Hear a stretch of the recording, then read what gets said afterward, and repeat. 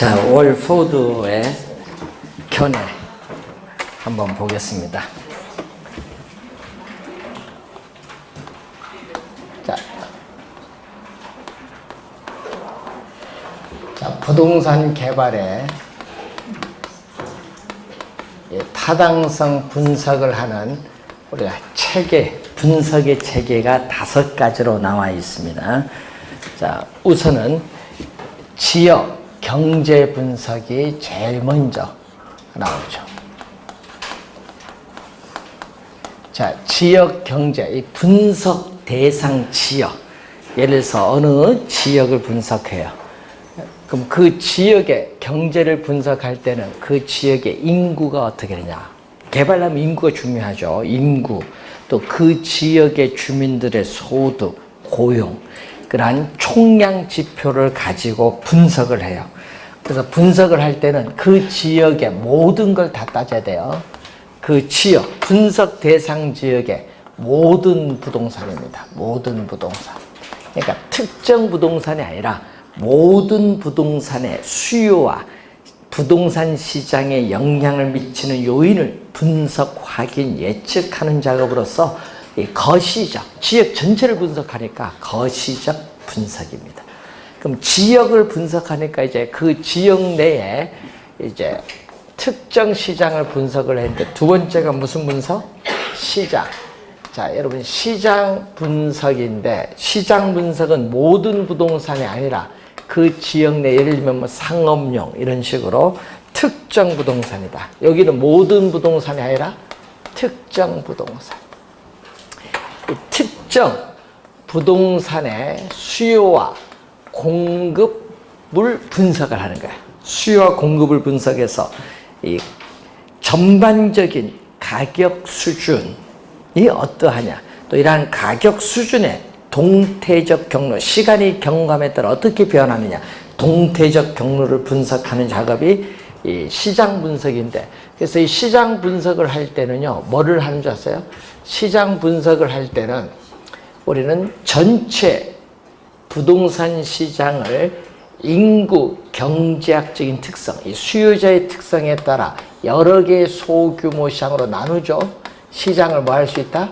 세분화할 수 있고, 또 공급되는 제품의 특성에 따라서 시장을 또 뭐 할 수 있다? 차별화할 수 있어요. 이게 나타나는 게 시장 분석에서 나타납니다. 자, 그리고 세 번째가 뭐냐? 시장성. 주의해야 될 것은 시장 분석과 시장 분석은 동일한 용어가 아니다. 지역 경제 분석과 시장 분석을 토대로 해서 시장성 분석이 이루어지는데, 시험 문제는 시장성 분석이 시험에 자주 우리가 출제가 되는 용어죠. 자, 시장성은 이 개발된 부동산이 현재와 미래 시장 상황에서 매매되거나 임대될 수 있는 가능성, 임대될 수 있는 능력을 조사 분석하는 것인데, 이 지문을 계속 출제를 하죠, 지금. 자, 이 시장성 분석 계속 출제되는 중요한 용어고요. 그다음에 개발 사업을 성공적으로 수행할 수 있을지 여부를 분석하는 타당성 분석인데, 이 타당성 분석은 즉 투자자들의 자금을 개발 사업에 끌어들일 만한 충분한 수익이 있는지 여부를 분석하는 게 타당성 분석. 그러면 타당성 분석을 하면 최종적으로 개발 사업에 대한 투자 여부를 결정하는 투자 분석. 이렇게 5가지의 체계로 구성되어 있어요. 또 우리가 이 시장성 분석에서 또 우리는 뭐를 하냐 하면요, 우리가 흡수율 분석이 또 이루어집니다. 자, 이 3가지는 학자에 따라서는 이 3가지를 뭐라고 하냐? 시장 분석이라고 하고, 요 2가지를 또 경제성 분석이라고 합니다. 학자에 따라서는. 그래서 부동산 개발의 타당성 분석은 먼저 시장 분석부터 먼저 하고 나서 이 시장 분석에서 구한 자료를 활용하여 경제성 분석이 이루어지기 때문에 시장 분석이 선행 분석이라면은 경제성 분석은 뭐죠? 후행 분석이다. 시장 분석 먼저, 그리고 경제성 분석은 나중. 그래서 시장 분석은 특정의 개발 사업, 예를 들면 고속도로 개발 사업, 이 특정 개발 사업이 이 시장에서의 채택 가능성이 있느냐.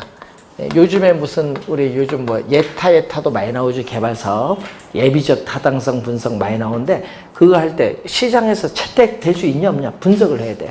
그래서 시장에서의 채택 가능성 여부를 우리는 평가, 시장에서의 채택 가능성 여부를 평가하기 위해서 고안된 것이 뭐다?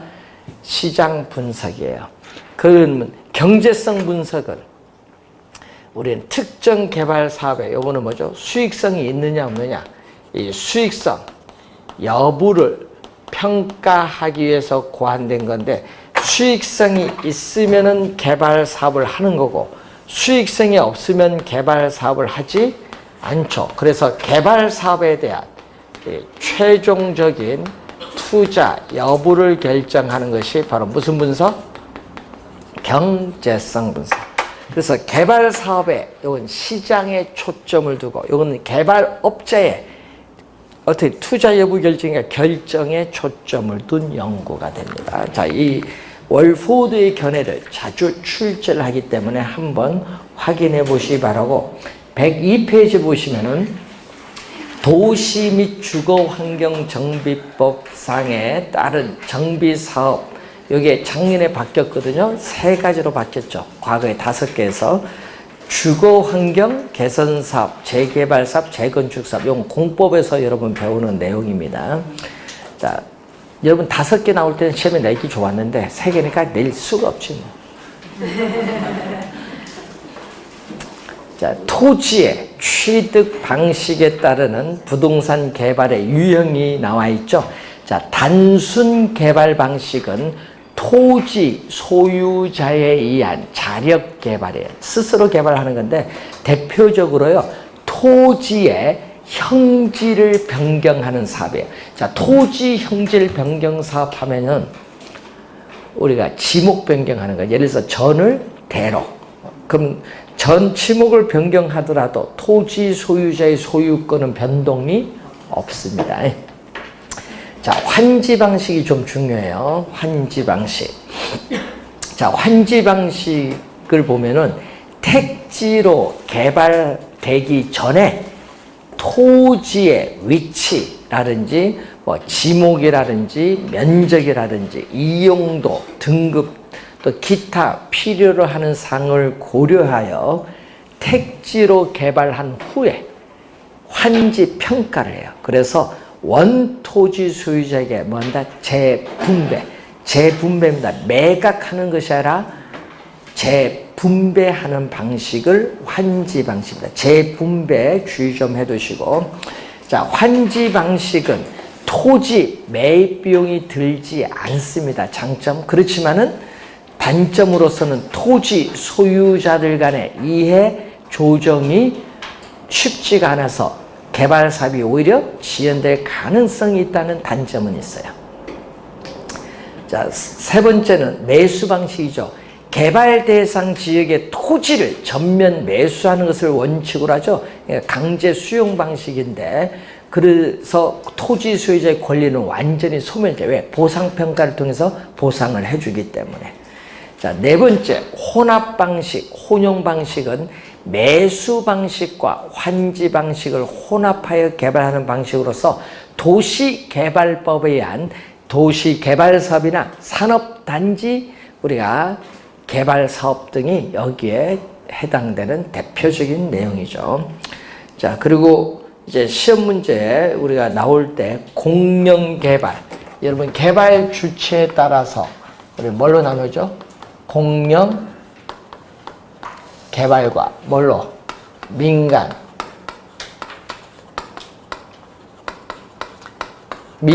개발 방식으로 나누죠. 예? 자, 이때 민간 개발 방식으로 나누는데, 자, 민간 개발 방식의 대표적인 게 있죠. 자, 시험 문제는 출제는 요 민간 개발 방식이죠. 여러분 공영 개발은 정부가 부동산 시장에 직접 개입을 해서 개발하는 방식으로서 무슨 방식? 우리는 수용 방식에 의한 개발이 이루어지는 거죠. 자, 민간 개발 방식 중요합니다. 이 자체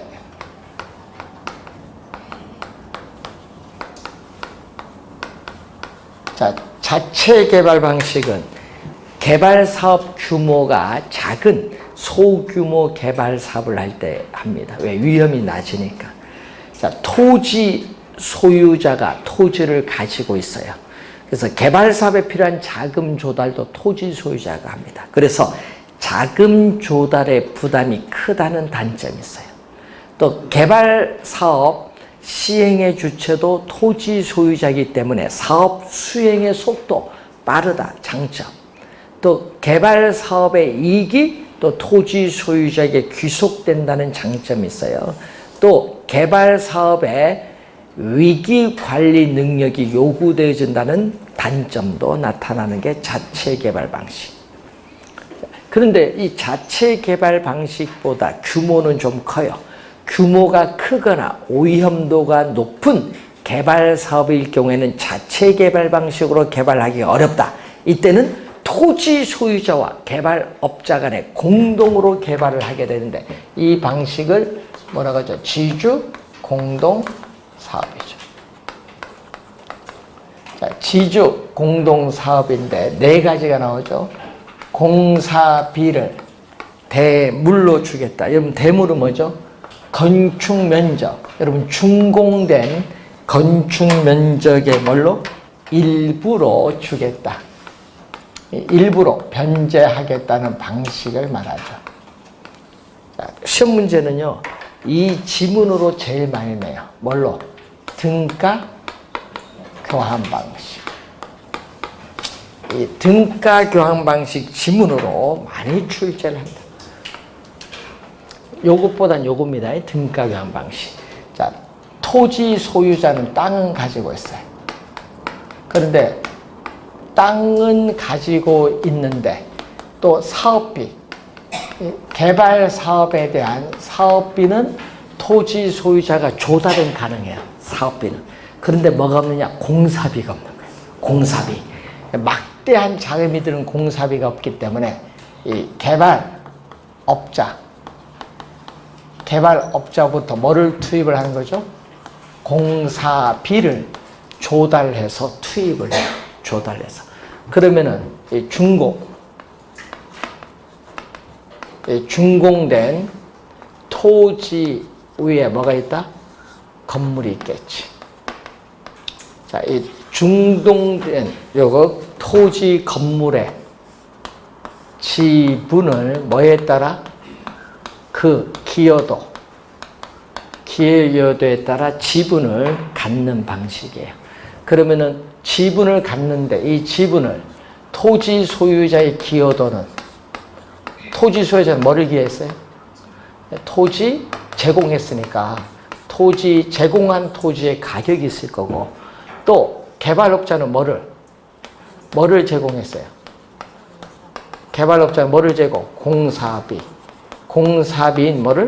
건축 자금을 제공했죠. 그래서 토지 가격 공사비 비율에 기초해서 토지 건물의 지분을 그 기여도에 따라 뭐 한다? 갖는 방식이에요. 지분에 따라 우리는 이 지분을 기여도에 따라 나누어 갔기 때문에 수수료 문제는 발생하지 않습니다.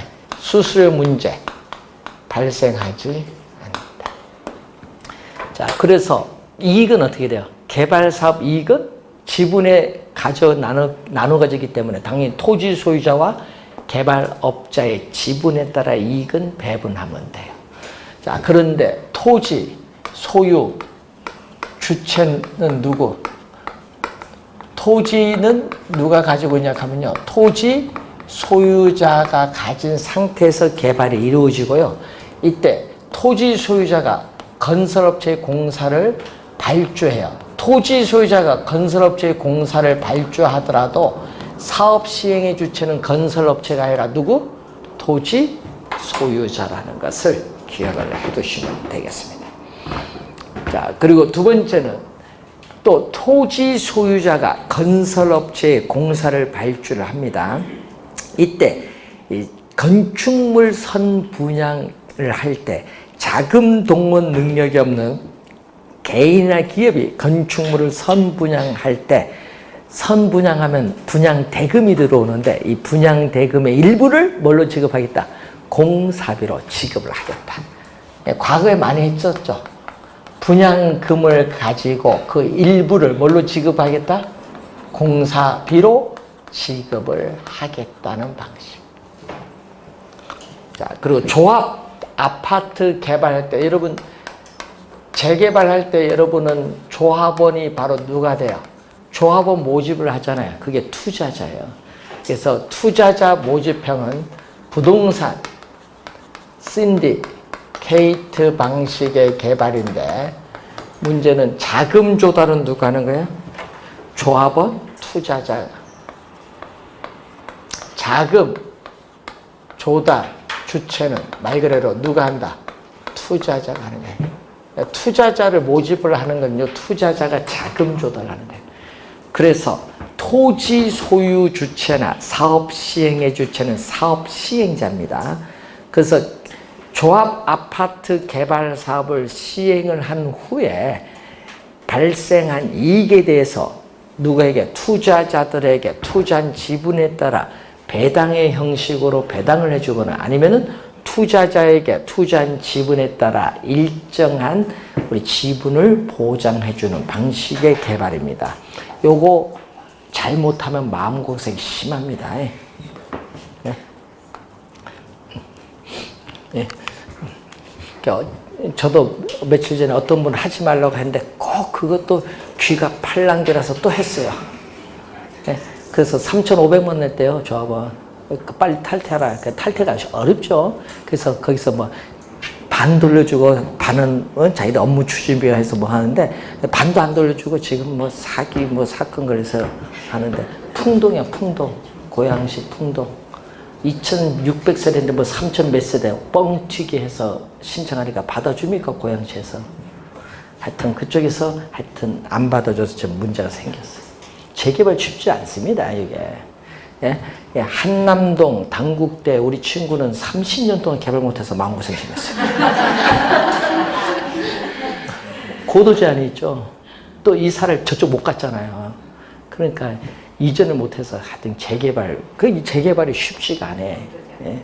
건들 생각도 말고 갈 생각도 말아야 돼.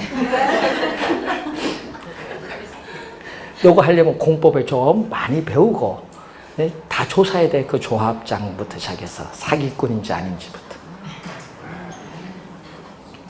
예. 예. 오히려 재건축이 더 낫지, 재개발보다. 예? 자, 사업 위탁형. 그래서 시험 문제는요, 여기 어려워서 공법과 관련이 있어서 개념 이쪽을 많이 출제하지. 그래서 29회, 27회는 사업 위탁형과 뭐를 출제한 거야? 토지, 신탁, 요 두 개를 출제를 한 거죠.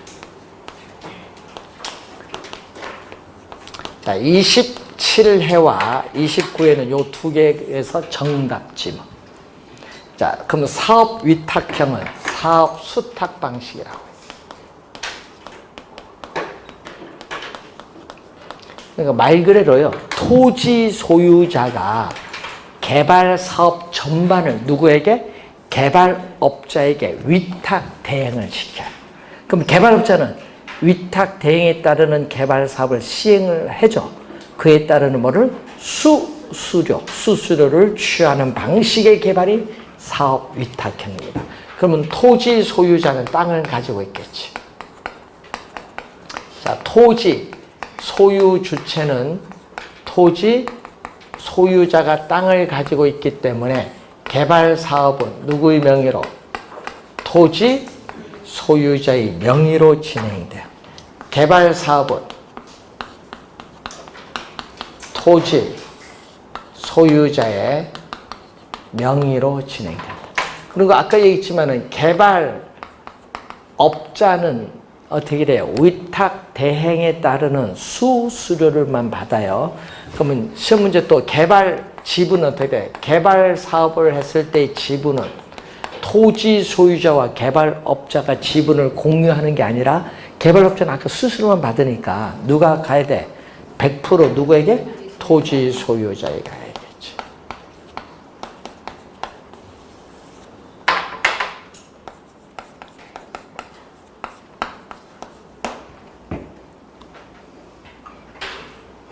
자, 자금, 개발 사업에 필요한 자금 조달도 어떻게 돼요? 토지 소유자가 조달하는데, 자, 개발 사업을 기획을 하고 설계하고 착공을 해서 완공 후에 임대 분양에 이르는 전반적인 모든 것을 개발업자가 담당합니다. 그래서 사업 시행의 주체는 누구? 토지 소유자가 아니라 개발업자다. 개발업자. 그래서 시험 문제 나오면 잘 틀려요. 사업 위탁형. 자, 토지 신탁 개발 방식은, 자, 토지 소유자는 뭐다? 위탁자. 토지 소유자는 위탁자인데 토지는 가지고 있는데 개발 사업에 대한 전문적인 노하우도 없고 개발 사업에 필요한 자금도 없어요. 그러다 보니까 개발은 하고 싶으니까 토지를 맡겨야 되죠.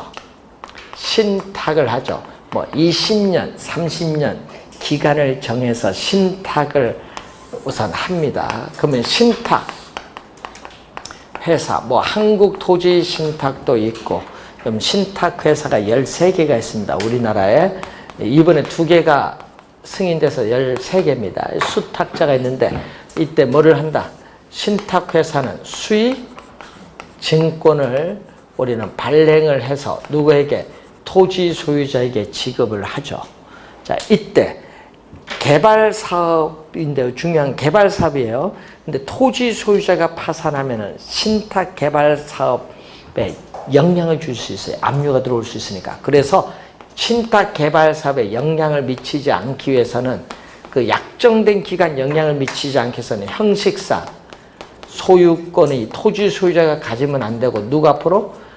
기간 동안에 누구 앞으로? 신탁회사 앞으로 이전을 해야 돼요. 신탁회사 앞으로 이전을 하니까 토지를 소유한 사람은 누구냐 하면은 토지 소유자가 아니라 신탁회사예요. 그래서 시험 문제 나올 때 주의해야 됩니다. 그래서 개발 사업은 사업 위탁형과 다르죠. 요거는 누구의 명의로? 신탁회사의 명의다. 신탁회사의 명의로 진행된다. 사업 위탁형과 큰 차이점이 있어요. 자, 27회 시험에 또 출제를 했었죠. 자, 그리고 개발 사업에 필요한 자금도 신탁회사가 금융기관에 차입을 통해서 조달하고, 또 개발 사업 시행의 주체도 누구다? 신탁회사인데 문제는 이 수익증권을 가진 사람 누구예요? 수익증권 소유자가 누구? 보통 토지 소유자인데 또 토지 소유자가 가질 수도 있고 또는 토지 소유자가 지정한 사람 수익자라고도 하죠. 수익자가 갈 수 있는, 하여튼 이 수익증권 소유자에게 신탁 개발 사업에 따른 이익은 뭐한다? 귀속이 돼요. 신탁회사는 계약에 따르는 뭐를? 수수료를 수취하고 신탁 기간이 끝나면은 종료되면 토지 건물은 토지 소유자에게 반환이 됩니다. 자, 그래서 요 2개를 제일 많이 출제를 한다. 그 중에서 우리는 신탁 개발의 시험에 단골로 출제돼. 하여튼 요 2개를 자주 출제하는데 신탁 개발이 상당히 중요하다는 거예요.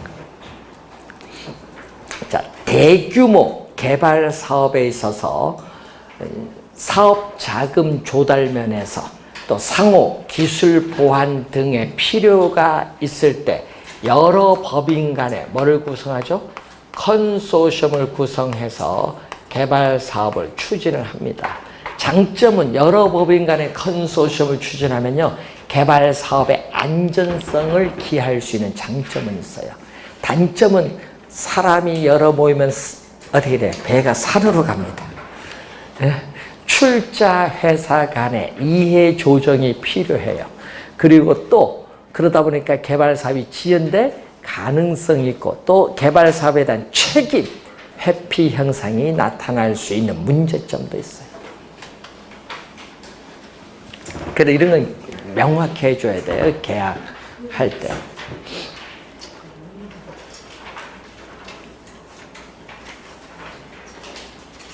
자, 표도 여러분이 나와 있으니까 그 표도 한번 잘 우리가 보시면 되겠습니다.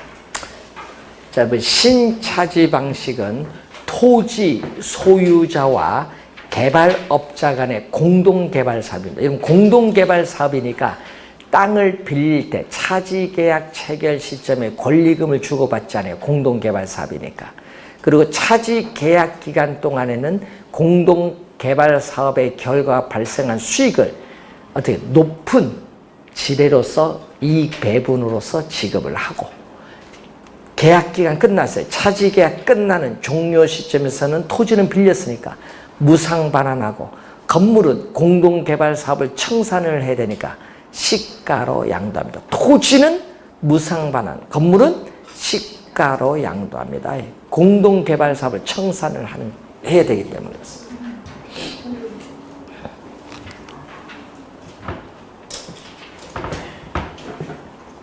자, 그리고 거기에 또 시험 문제, 여러분 여기 지금 아까 27회, 29회 최근에 나왔잖아요. 그럼 28회는 여기서 출제했거든요. 뭘 한다? 민간 자금을 조달해요. 민간 자금, 민자를 유치해서 개발을 해요. 민자를 유치해서 우리는 개발 사업을 추진을 하는데, 그래서 요 두 개 중에서 어디가 출제될지 몰라요. 두 개 중에.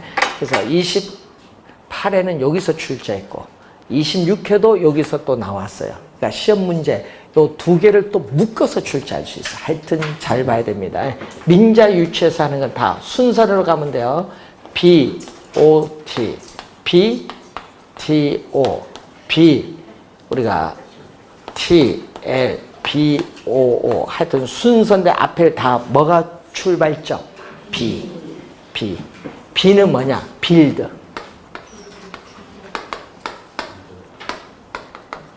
그러니까 항상 민간 자금을 조달하는 겁니다. 자, 민간 사업자가 민간 자금을 조달하는 거예요. 그래서 민간 사업자가 자금을 조달을 해서 어떻게 돼? 착공을 해서 준공을 했어요. 그럼 준공까지 왔거든요. 그런데 아퍼레이트는 시설관리운영권. 그 민간 사업자가 뭐를 가지고 있다? 예? 시설관리운영권을 소유하는 거죠.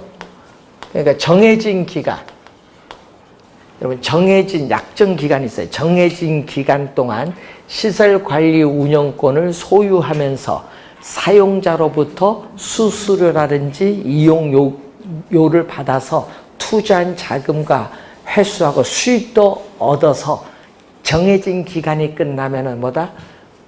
트랜스퍼, 소유권을 국가 또는 지방자치단체에게 뭐한다? 이전한다. 소유권을 뭐한다? 국가 또는 지방자치단체에게 뭐한다? 이전한다. 소유권을 국가 지방자치단체에 이전한다. 요거 여러분 우리 이런 방식 개발한 게 우리 잠실 롯데월드. 그럼 기간이 끝나면은 어떻게 돼? 롯데에서는 누구? 서울특별시 지방자치단체에게 소유권을 이전하죠. 이전되면 누가 관리를 해야 되잖아. 예? 소유권 이전 받은 누가 해야 돼? 그 서울특별시에서 거기 직원들 해서 거기 시설 관리 다 해야지 이제 넘어가면은. 그런데 보니까 그거 뭐죠? 시설물 어떻게 다시 교체하고 관리하고 직원공하는데 이거 한두 푼 드는 것이 아니다. 아이고 이거 머리 아프다. 우리 너네가 요거 다시 교체하고 뭐 해라. 더 연장하자. 이렇게 나오는 거예요. 그래서 연장된 거잖아요 지금. BOT 그게. 그럼 BTO는 뭐냐? 반대로 준공했어요. 준공했는데 뭐죠? 준공하자마자 국가 지방자치단체의 소유권을 뭐한다? 이전을 시켰어요. 이전됐지만은 정해진 기간 동안에 뭐를? 시설관리운영권을 민간사업자가 보유를 해요. 보유하면서 투자한 자금을 사용료를 가지고 회수해서 또 수익을 얻는 방식이에요. 그래서 BTO는요, 도로, 뭐 터널 등의 사회 간접 자본에 많이 활용을 합니다. 도로, 터널 공사에 많이 활용하고 BTL에서 이 L이 뭐냐? 리스야, 리스. 리스란 용어 알면 되죠.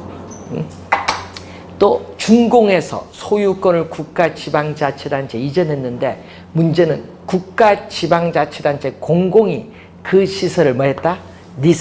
리스를 받아서 국가지방자치단체가 이용자가 있든 없든 정해진 기간 동안 정해진 기간 동안 계속 뭘 줘야 돼? 사용료를 민간사업자에게 지불해야 돼. 자, 이것은 특히 학교 건물,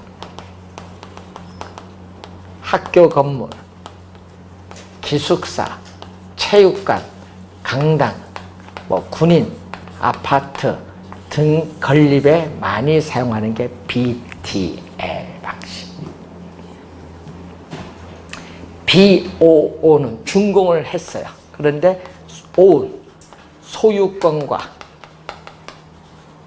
시설관리 운영권, 아포레이트, 소유권과 시설관리 운영권을 누가 가지고 있어요?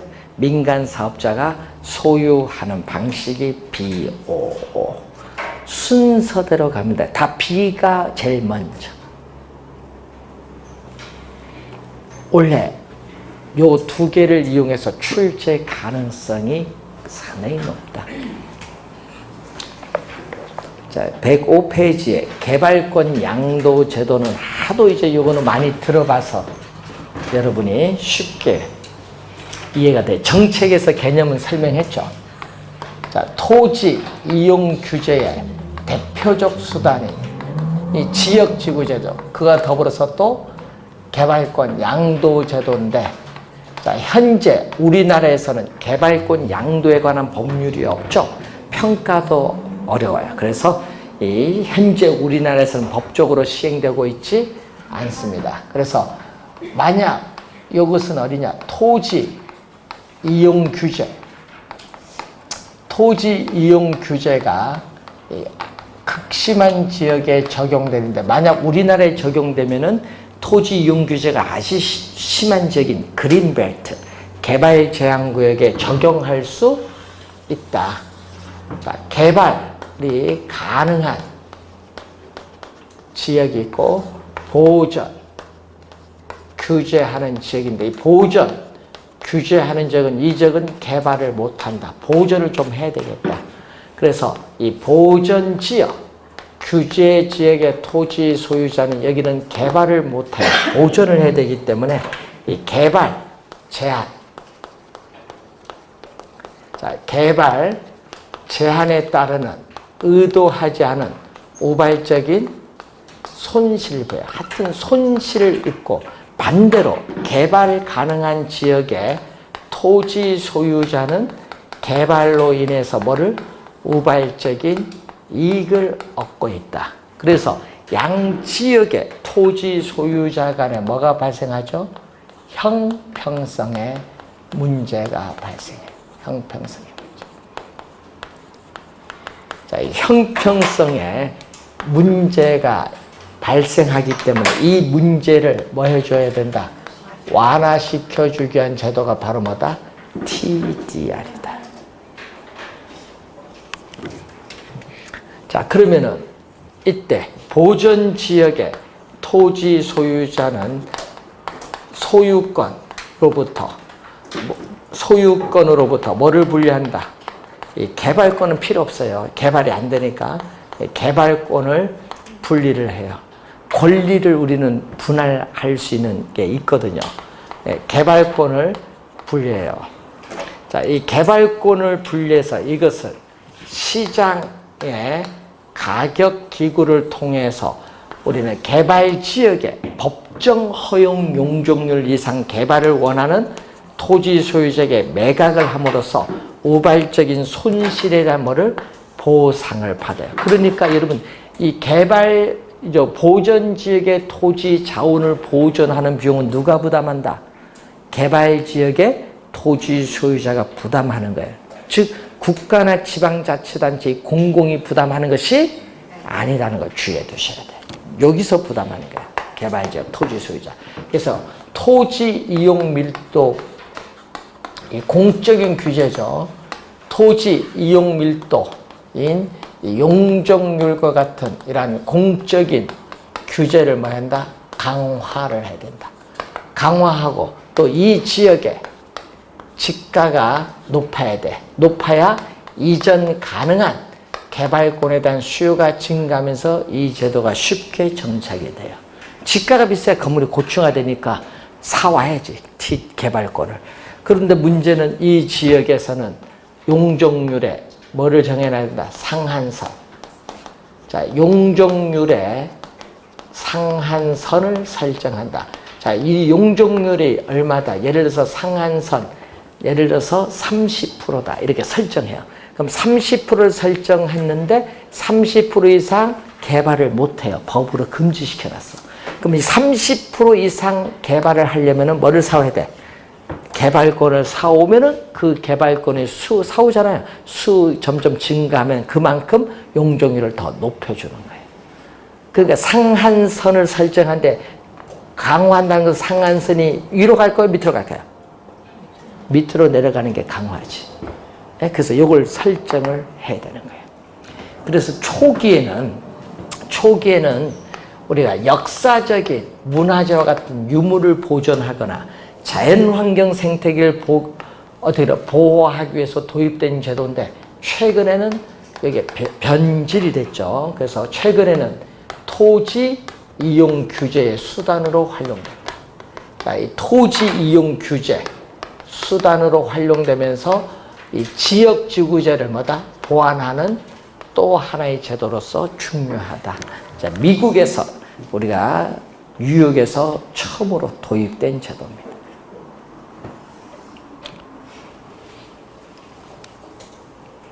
그래서 뭐를 이용하는 거죠? 용적률은 공중공간인데 사적인 공중공간을 이용할 수 있는 권리, 이 사적 공중권을 뭐한다? 활용하는 제도로서 TDR이 상당히 중요한 의미를 가지고 있습니다. 자, 105페이지에 부동산 관리. 자, 부동산 관리를 보면은 부동산을 취득을 해야 관리를 할 수 있어요. 그래서 취득을 하고 나서 부동산을 우리는 보존, 유지, 개량, 운영에 따른 일체의 모든 행위를 우리는 부동산 관리인데, 그럼 부동산 관리를 할 때는 이 기술적, 경제적, 법률적 측면의 복합 개념에 따라 종합적으로 우리는 접근을 해서 관리를 해야 된다. 그래서 이 복합 개념이 나오면은 항상 세 가지가 나오죠. 뭐가 나오죠? 기술적. 복합 개념만 나오면은 기술적, 경제적, 법률적. 이게 꼭 나오면 돼요. 기술적 관리, 경제적 관리, 법률적 관리인데, 기술적 관리는 시험 문제 요 세 개 중에 지문은 뭐를 많이 띄우냐 하면은 기술적을 많이 띄우죠. 자, 기술적 측면의 하자, 이 기술적 측면의 하자, 흠이 발생하기 전에 사전에 미리 예방적인 조치를 취해주거나 이 기술적 하자가 발생한 경우에는 그 하자를 제거하기 위한 필요한 기술적 조치를 취해주는 관리로서 물리적 형상의 유지 관리죠. 자, 토지는 경사지 대책으로서 토지의 붕괴를 막기 위해서 옹벽을 설치하거나 배수시설을 설치한다든지, 또 사도를 방지하기 위해서 철조망을 설치한다. 토지의 측량을 통해서 토지의 경계를 확정한다든지, 이런 것은 토지의 기술적 관리고, 건물의 기술적 관리는 청소, 소독하는 우리가 관리가 있죠.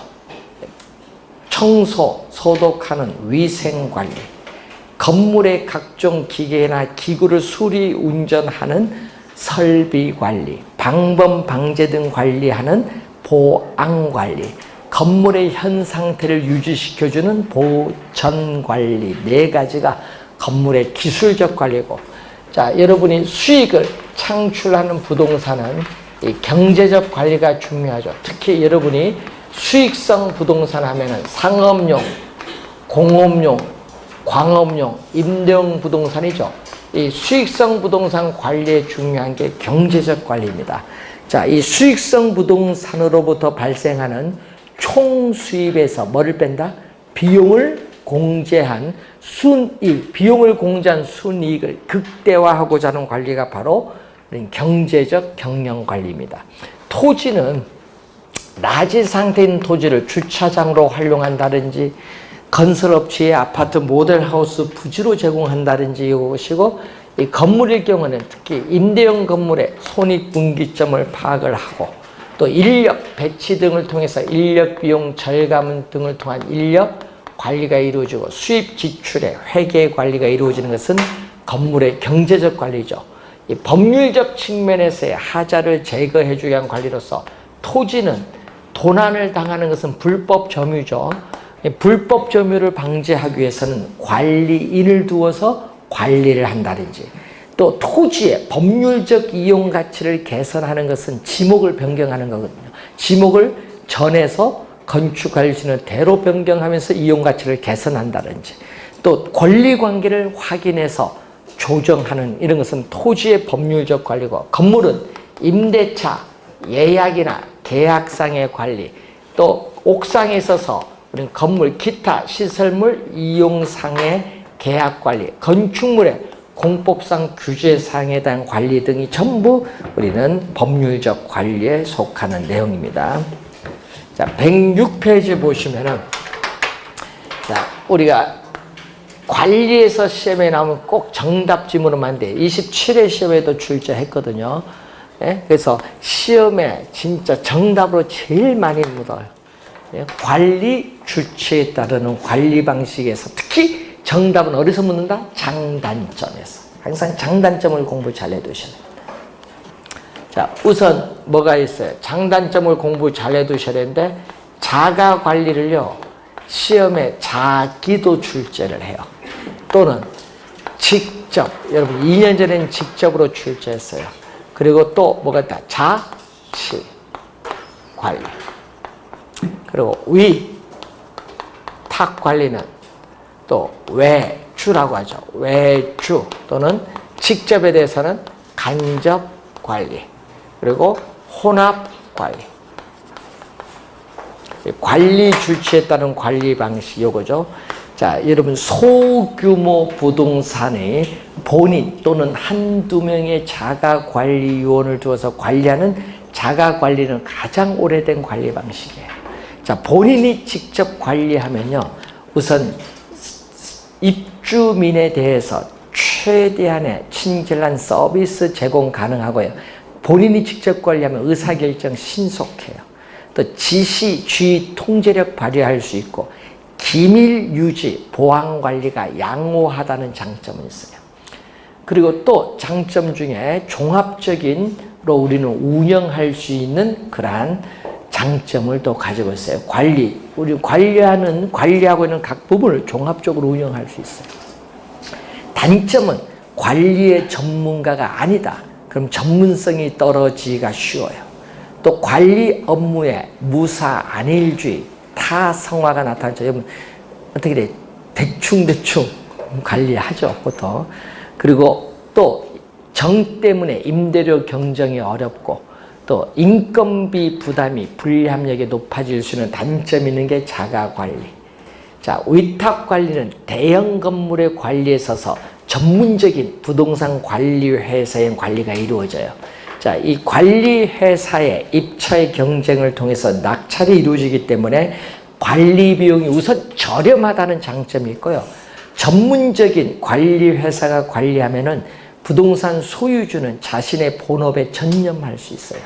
또 전문적이고 효율적인 관리가 가능하고, 또 이 계획 관리가 이루어지기 때문에 시설물의 노후화를 또 늦출 수 있는 장점이 있고, 관리 업무의 무사, 안일주의, 타성화를 방지할 수 있습니다. 단점은요, 위탁 관리 업체가 영리만을 추구할 경우에는 부실 관리를 초래할 우려가 많고요. 위탁 관리 요원들의 인사 이동이 심하다. 자주 바뀌면은 관리 업무의 신뢰도도 떨어져요.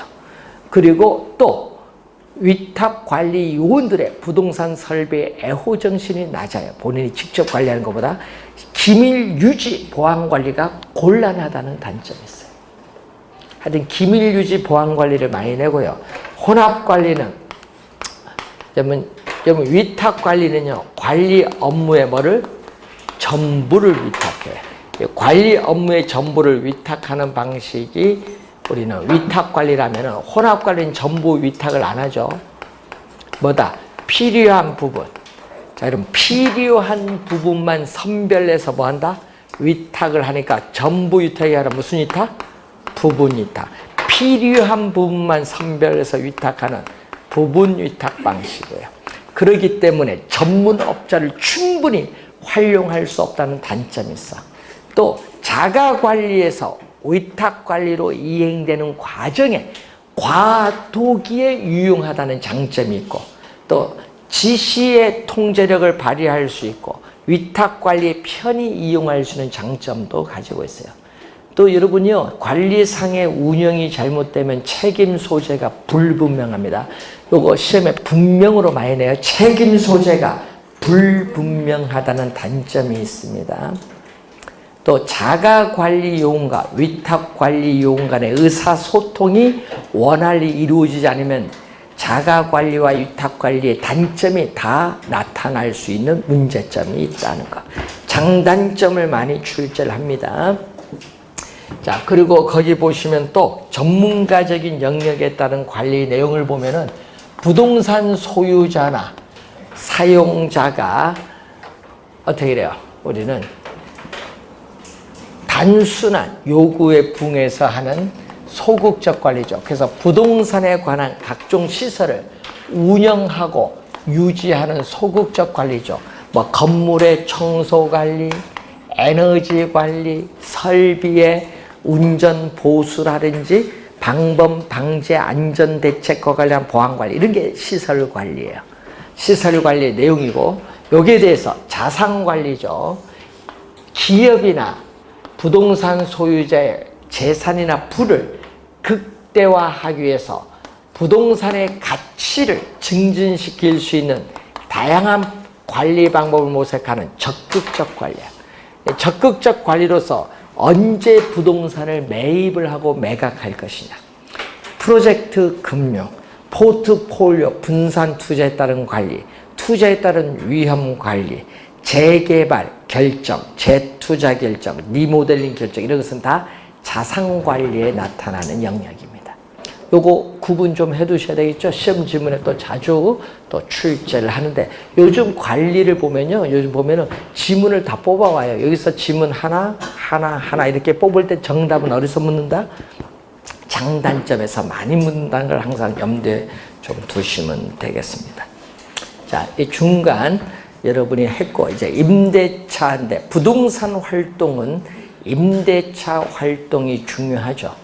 임대차 활동 중에서 가장 먼저 해야 할 일은 임차인을 선정하는 일인데, 이 주거용 부동산은 다른 임차인들과 어울릴 수 있는 유대성을 기준으로, 상업용 부동산은 매출액과 관련해서 가능매상고, 공업용이나 업무용 부동산은 임차자의 목적에 맞고 있느냐 적합성을 기준으로 선정을 하죠. 그래서 임대자의 의무와 임차자의 권리 관계를 나타내는 서류, 임대차 계약서를 작성할 때 중요한 건 임대료를 결정해야 돼. 그럼 임대료 결정이 중에서 비율 임대차가 또 한 3번 출제했었죠. 자, 비율 임대차가 나오는데 그 내용은 우리가 잠시 쉬고 설명을 하겠습니다.